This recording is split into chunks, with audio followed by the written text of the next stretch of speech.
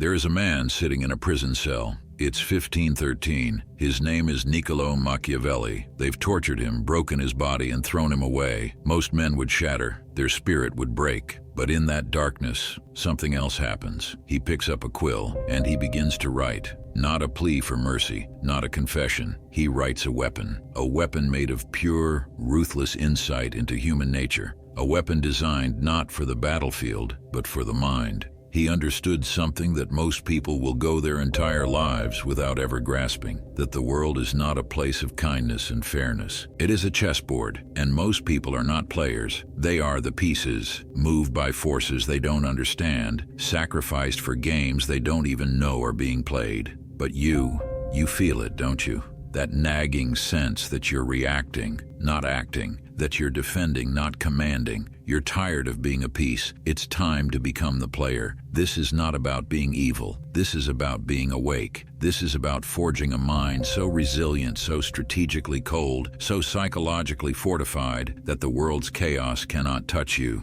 These are the 7 ruthless lessons from Machiavelli that will make you mentally untouchable. Let's begin. Lesson 1. Control the narrative or be controlled by it.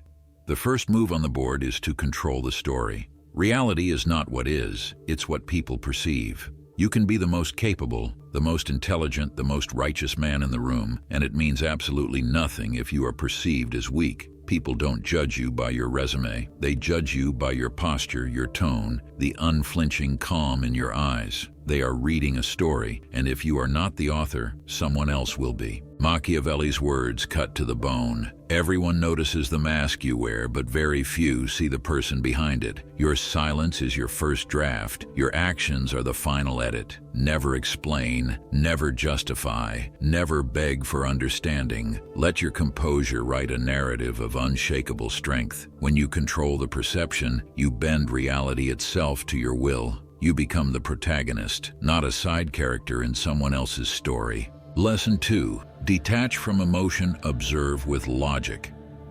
Your emotions are the oldest trick in the book. They are the lever your enemies will use to control you. Anger, fear, the need for approval. They are vulnerabilities disguised as passions. The moment you react emotionally, you become predictable. You become manipulable. You lose. Think of Aragorn in The Lord of the Rings. At the Battle of the Black Gate, faced with certain annihilation, he doesn't scream in rage or weep in despair. He turns, looks at his army, and with a calm that is more terrifying than any war cry, he says, "Hold your ground." He detaches from the fear and becomes a pillar of strategic resolve. That is the power of a mind not ruled by its feelings.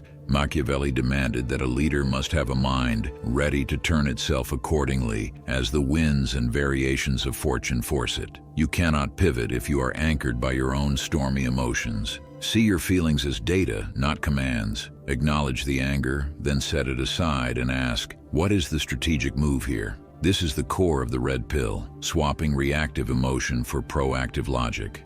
Lesson 3. Expect betrayal. Trust only structure. Now, for the bitter medicine. The third lesson, expect betrayal. Loyalty is a fair-weather friend. It exists only when the sun is shining and your value is clear. The moment a storm hits or a better offer appears, you will see its true, fleeting nature. This isn't about becoming a cynic. It's about becoming a realist. It's about understanding the fundamental software that runs human behavior, self-interest. Machiavelli stated it with chilling clarity. The promise given was a necessity of the past. The word broken is a necessity of the present. The weak build their castles on the shifting sand of people's promises. The strong build on the bedrock of systems. Your business, your finances, your peace of mind must be structured so that no single act of betrayal can bring it down. When someone betrays you, don't take it personally. Take notes. They have just given you a masterclass in their character. File it away and fortify your position. Trust is a luxury, earned over years and tested in fire, never given freely. Lesson 4. Cultivate dangerous calm.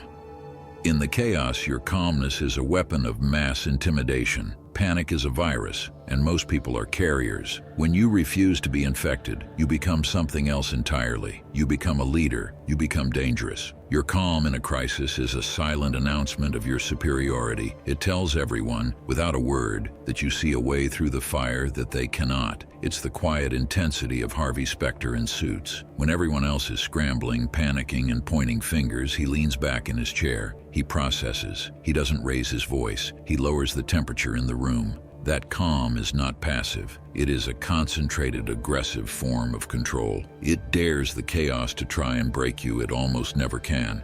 Lesson 5. Speak less. The power is in the pause.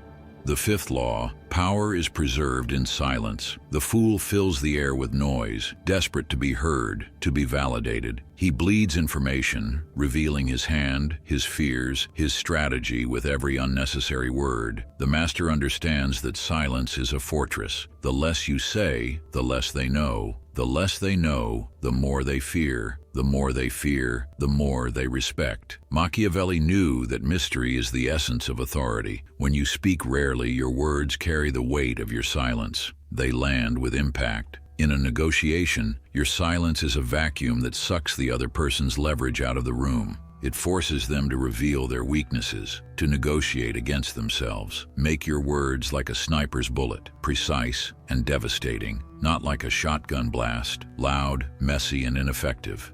Lesson 6. Master the art of strategic absence.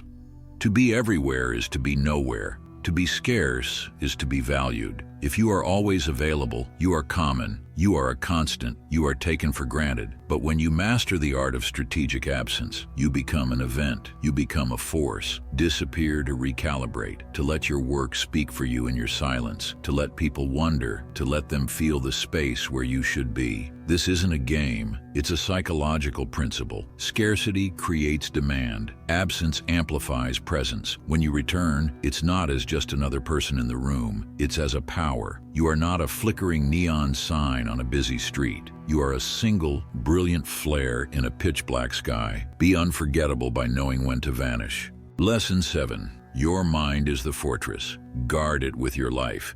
And the final non-negotiable lesson, the one that makes all the others possible. Your mind is your kingdom. If you do not rule it with absolute sovereignty, it will be conquered. Every distraction, every piece of gossip, every negative thought is an invader at your gate. You are the king. You must stand on the ramparts and decide what enters. This is the ultimate mastery Machiavelli preached. The self-control to command your own focus, to silence the internal noise, to direct your will with the precision of a general. When you achieve this, something shifts. Failure is no longer a verdict, it's intelligence. An insult is no longer a wound, it's a data point. Betrayal is no longer a tragedy, it's a lesson. You are no longer a victim of circumstance. You are the architect of your response. You become untouchable. Machiavelli wrote his weapon in a prison cell. You are building yours in the prison of a comfortable, distracting world that wants you soft. Break out, forge your mind, become the player. The game is always happening. The only question is, what role will you choose? Thank you for watching. If you want to see more videos, make sure you hit the like and subscribe button. I'll see you in the next one.